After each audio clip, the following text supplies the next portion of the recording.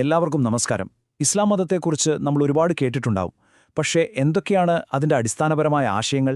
ചിലപ്പോൾ കുറച്ച് സങ്കീർണമായി തോന്നാമെങ്കിലും അതിൻ്റെ കാതലായ ചില കാര്യങ്ങൾ നമുക്കൊന്ന് ലളിതമായി മനസ്സിലാക്കാൻ ശ്രമിച്ചാലോ? അപ്പോൾ ഇസ്ലാമിനെക്കുറിച്ചുള്ള ഈ ലളിതമായ വിവരണത്തിലേക്ക് സ്വാഗതം. ശരി, അപ്പോൾ നമുക്ക് നേരെ വിഷയത്തിലേക്ക് കിടക്കാം. ഏതൊരു കാര്യത്തെക്കുറിച്ചും പഠിക്കുമ്പോൾ അതിൻ്റെ പേരിൽ നിന്ന് തുടങ്ങുന്നതാണ് ഏറ്റവും നല്ലത്, അല്ലേ? എന്താണ് ഇസ്ലാം എന്ന വാക്കിൻ്റെ ശരിക്കുള്ള അർത്ഥം? നമ്മളെപ്പോഴും കേൾക്കുന്ന വാക്കാണത്. പക്ഷേ ഇതിൻ്റെ ആഴത്തിലുള്ള അർത്ഥം എന്താണെന്ന് ചിന്തിച്ചിട്ടുണ്ടോ? ഒരുപക്ഷെ ഇത് പലർക്കും പുതിയൊരു അറിവായിരിക്കും. ഇസ്ലാം, ഈ വാക്കിൻ്റെ അർത്ഥം സമർപ്പണം അല്ലെങ്കിൽ കീഴടങ്ങൽ എന്നാണ്.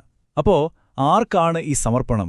ഏകനായ ദൈവത്തിൻ്റെ ഇച്ഛയ്ക്ക് അല്ലെങ്കിൽ തീരുമാനങ്ങൾക്ക് സ്വയം സമർപ്പിക്കുക. അതാണ് ഇതിൻ്റെ കാതൽ. അപ്പോൾ ഇതൊരു വെറും പേരല്ല, അല്ലേ? ആ വിശ്വാസത്തിൻ്റെ ആകെത്തുക, അതിൻ്റെ കേന്ദ്ര ആശയം തന്നെ ഈ വാക്കിലുണ്ട്. അപ്പോൾ ഈ സമർപ്പണം എന്ന ആശയത്തിൽ നിന്ന് നമുക്ക് ഇസ്ലാമിൻ്റെ ഏറ്റവും അടിസ്ഥാനപരമായ കാര്യത്തിലേക്ക് വരാം. അതായത് ഇസ്ലാമിലെ ദൈവസങ്കല്പം. ഈ ദൈവസങ്കല്പം എങ്ങനെയാണ് സമർപ്പണം എന്ന ആശയവുമായി ബന്ധപ്പെട്ടിരിക്കുന്നത് എന്ന് നമുക്ക് നോക്കാം. ഈ ദൈവസങ്കല്പത്തിൻ്റെ കാതലായ വാക്കാണ് തൗഹീദ്. സിംപിളായി പറഞ്ഞാൽ ഏകദൈവ വിശ്വാസം. പക്ഷേ ഒരു മിനിറ്റ്, ഇതത്ര സിമ്പിളല്ല.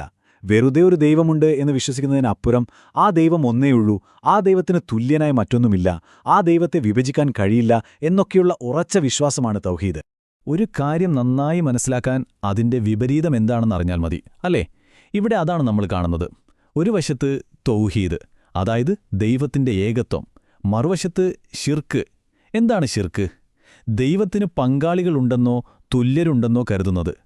ഇസ്ലാമിക വിശ്വാസപ്രകാരം ഏറ്റവും വലിയ പാപമായി കണക്കാക്കുന്നതും ഇതാണ്. ഓക്കെ, അപ്പോൾ ഈ ഏകദൈവ വിശ്വാസം എന്ന ആശയം എങ്ങനെയാണ് ഒരു വിശ്വാസിയുടെ ജീവിതത്തിൽ പ്രാവർത്തികമാകുന്നത്? ഇതിനൊരു ഘടനയുണ്ടോ? എങ്ങനെയാണ് ഇതൊരു ചിട്ടയായ ചട്ടക്കൂടിലേക്ക് വരുന്നത്? അപ്പോൾ വിശ്വാസകാര്യങ്ങൾ അഥവാ ഈമാൻ എന്നാൽ എന്ത്? നമ്മൾ തൊട്ടുമുമ്പ് ചോദിച്ച ചോദ്യത്തിനുള്ള ഉത്തരമാണ് ഈമാൻ എന്ന വാക്കിലുള്ളത്. ഒരു തരത്തിൽ പറഞ്ഞാൽ ഇസ്ലാമിലെ വിശ്വാസത്തിന്റെ ഒരു ഫ്രെയിംവർക്കാണിത്. ഈമാൻ എന്ന് പറഞ്ഞാൽ അതിൻ്റെ അർത്ഥം വിശ്വാസം അല്ലെങ്കിൽ ഉള്ളിലുള്ള ഒരു ഉറച്ച ബോധ്യം എന്നൊക്കെയാണ്.